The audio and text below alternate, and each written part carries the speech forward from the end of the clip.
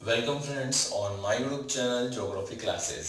Friends, आज का जो हमारा लेक्चर रहेगा वो राजस्थान की उत्पत्ति और राजस्थान के नामकरण के बारे में रहेगा। लास्ट जो हमारा वीडियो लेक्चर था उसमें हमने राजस्थान की स्थिति को जाना था।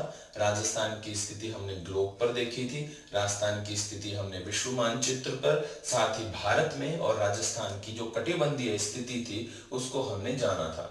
ठीक है, अब हम बात करने वाले हैं राजस्थान की उत्पत्ति पर, यानी हमारा जो राजस्थान है वो कहां से आया है। राजस्थान को अगर हम देखें एक बार हमारे मानचित्र में कि राजस्थान वास्तव में किस प्रकार से बाहर निकला, कैसे इसका उदय हुआ, उसको अगर हम एक बार देखते हैं तो हमारा जो भारत है, भारत का एक बड़ा भूभाग, भारत का एक बड़ा भूभाग जिसको हम प्रायद्वीपीय भारत कहते हैं, ये वाला जो पोर्शन है प्रायद्वीपीय भारत, ये प्रायद्वीपीय भारत प्राचीन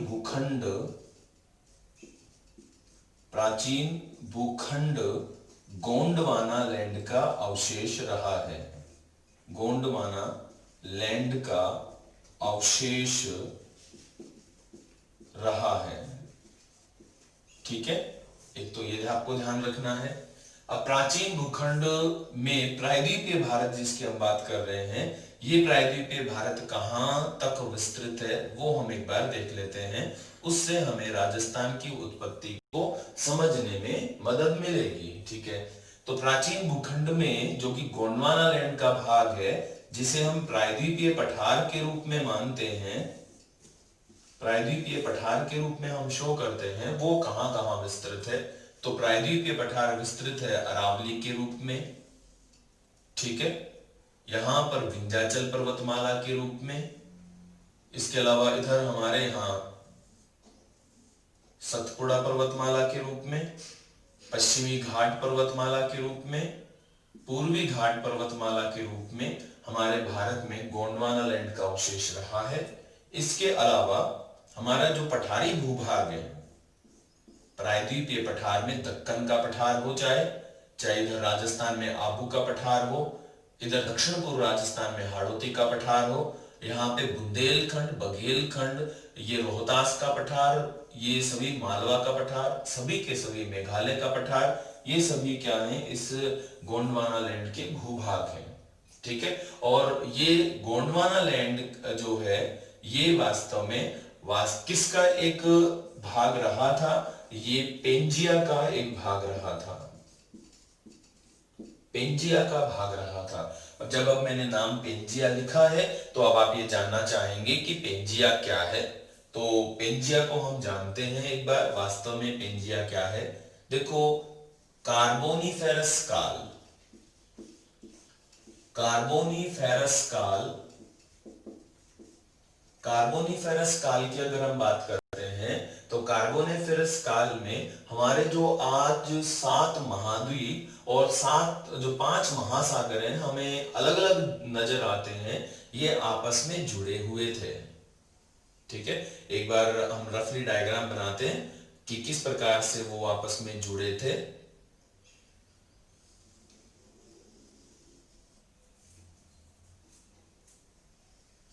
ठीक है, ये इस रूप में आपस में जुड़े हुए थे। ये इसके चारों ओर एक भूभाग है। देखो, ये वाला जो जोन है जिसकी हम बात कर रहे हैं, ये जो स्थलखंड आपको नजर आ रहा है, ये स्थलखंड कहलाता था, पूरा स्थलखंड पेंजिया। ठीक है, अब इस पेंजिया के चारों ओर ये वाला जो भूभाग है जो आपको नजर आ रहा है चारों ओर, ये एक सागर है और इस सागर को हम कहते हैं पेंथालासा। ठीक है, पेंजिया और पेंथालासा ये नाम देने वाले एक विद्वान हैं, नाम है अल्फ्रेड वैगनर, तो हम इनको केवल वैगनर लिख रहे हैं। ठीक है, अब इस पेंजिया का विभाजन हो गया था कार्बोनिफेरस काल के अंत में। ठीक है, और 2 बड़े भूखंड बने। इनमें से जो उत्तर वाला भूखंड है जिसमें उत्तर अमेरिका, ठीक है, यहां पे आ जाता है हमारा यूरोप, यहां एशिया, यूरोप और एशिया, ये उत्तर अमेरिका, यूरोप और एशिया मिलकर बनाते हैं लोरेशिया। ठीक है। और साइबेरिया क्षेत्र में अंगारा नदी बहने के कारण, अंगारा नदी बहती है साइबेरिया क्षेत्र में, आज भी बहती है, प्राचीन नदी है काफी। तो अंगारा नदी का जो बहाव क्षेत्र है, अंगारा नदी के बहाव के कारण ये वाला जो जोन है यूरोप और एशिया प्रधान रूप से अंगारा लैंड भी कहलाए, अंगारा लैंड भी कहलाए। ठीक है। दक्षिण वाला जो पोर्शन है जिसमें दक्षिण अमेरिका आप देख पा रहे हैं, यहां पे अफ्रीका आप देख पा रहे हैं, साथ ही में यही है हमारा प्रायद्वीपीय भारत, प्रायद्वीपीय भारत। ठीक है। अब ये वाला जो जोन है दक्षिण अमेरिका, अफ्रीका, प्रायद्वीपीय भारत, इसके अलावा इसमें और साथ में थे यहां ओशेनिया, ओशेनिया। ठीक है। साथ ही था अंटार्कटिका, अंटार्कटिका। ओके ना। तो ये जो पूरा भूभाग है ना, इनको छोड़ के पूरा वाला ये पूरा भूभाग कहलाता है गोंडवाना लैंड। ठीक है। अब ये प्रायद्वीपीय भारत है। अब आप देख सकते हो कि ये हमारा जो प्रायद्वीपीय भारत है ये प्राचीन भूखंड गोंडवाना लैंड का पार्ट है। ठीक है। अब एक क्वेश्चन और भी बनता है ना, जैसे क्वेश्चन आप पूछ लेते हैं कि पेंजिया के समय, पेंजिया के समय, ठीक है, पेंजिया के समय भारत की स्थिति कहां थी? तो पेंजिया के समय भारत की स्थिति कहां थी? अफ्रीका के पास। ये वाला जो पूरा जोन है, भारत की स्थिति कहां थी? अफ्रीका के पास थी। ठीक है। ये आपको ध्यान रखना है। ओके। आगे अगर हम फिर बात करते हैं कि हमारा जो भारत है वो इस प्रायद्वीपीय पठार वाला जो पोर्शन है वो गोंडवाना लैंड का पार्ट है। तो राजस्थान में गोंडवाना लैंड के रूप में कौन कौन मौजूद है? राजस्थान में गोंडवाना लैंड के रूप में मौजूद है अरावली, ठीक है, और दक्षिण पूर्व पठार, ये दोनों गोंडवाना लैंड के अवशेष हैं। ठीक है। तो राजस्थान की उत्पत्ति का एक बड़ा भाग अरावली और दक्षिण पूर्व पठार के रूप में अवशेष बना किसका? गोंडवाना लैंड का।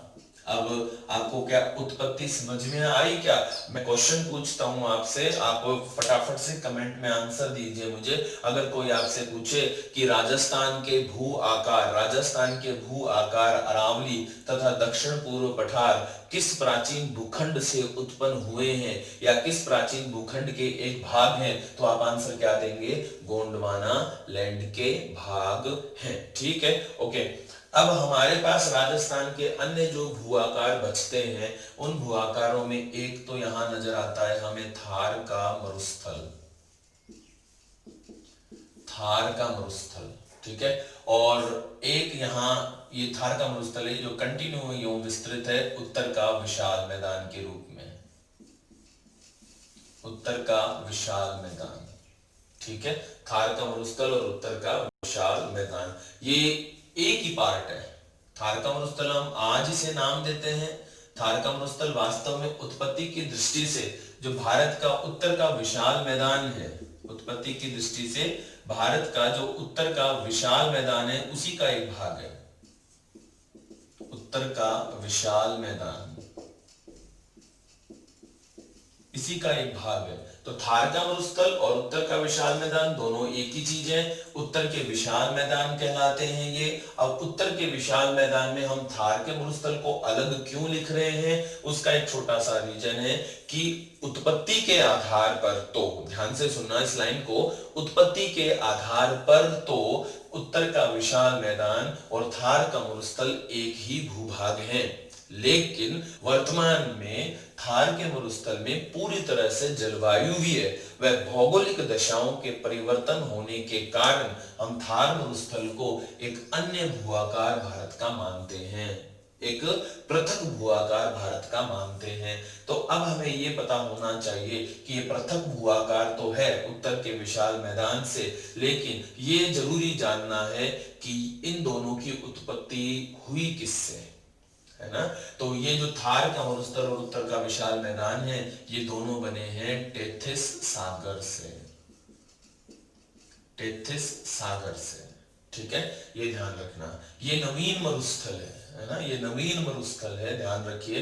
टेथिस सागर से निर्मित हुए हैं। अब टेथिस सागर कौन है, कहां से आया है? जब कार्बोनिफरस काल में इस पेंजिया का विभाजन हो गया था, तो दोनों स्थल खंडों के मध्य एक भूसन्नति यानी कि एक सागर की उत्पत्ति हुई, और उस सागर को हम नाम देते हैं टेथिस सागर।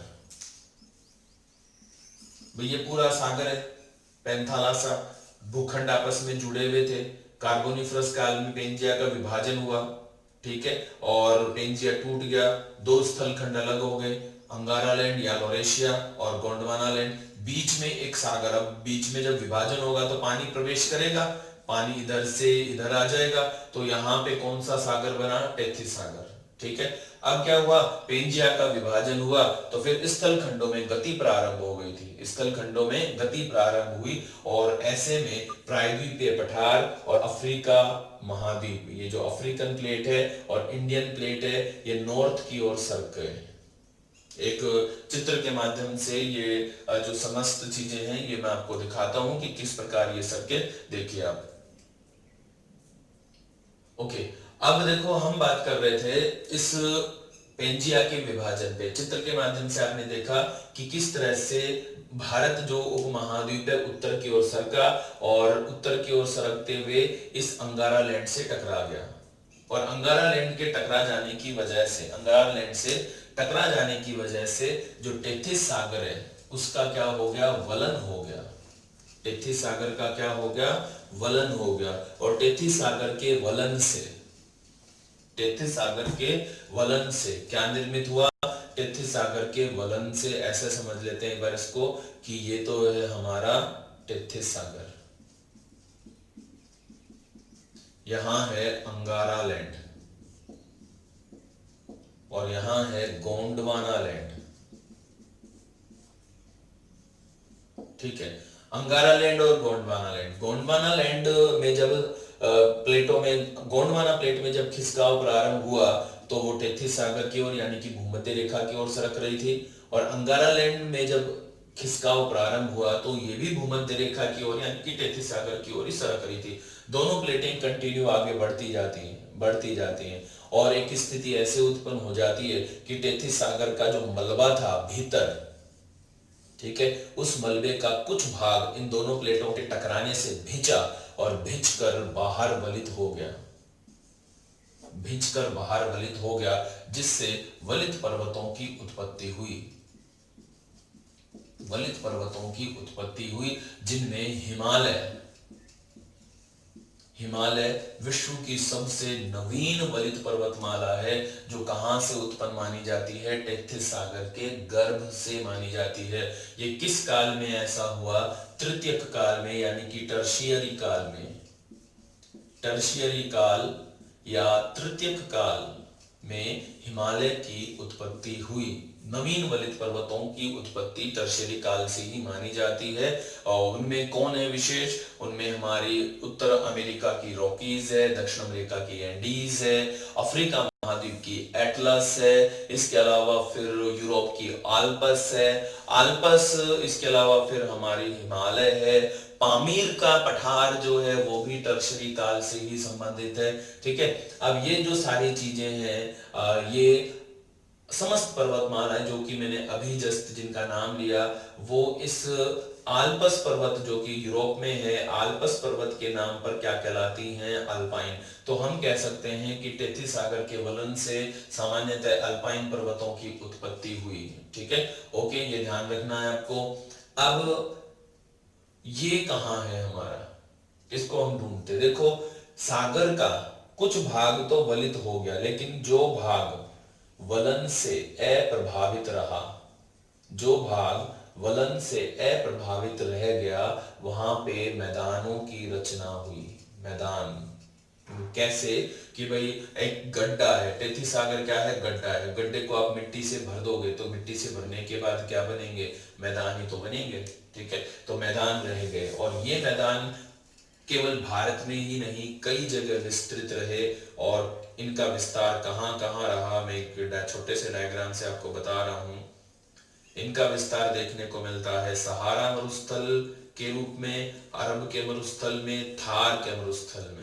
ठीक है, ये तीनों के तीनों मरुस्थल टेथिस सागर के अवशेष है। साथ ही भारत का जो उत्तर का विशाल मैदान है वो भी टेथिस सागर का अवशेष है। अब यहाँ पे मरुस्थल क्यों नहीं बना और यहाँ पे क्यों बन गए, तो सिंपल सी बात है कि ये उत्तर का विशाल मैदान में हिमालय से निकलने वाली जो नित्यवाही नदियां हैं वो बहती हैं, तो ये उत्तर का विशाल मैदान तो बन गया एक उपजाऊ भूभाग।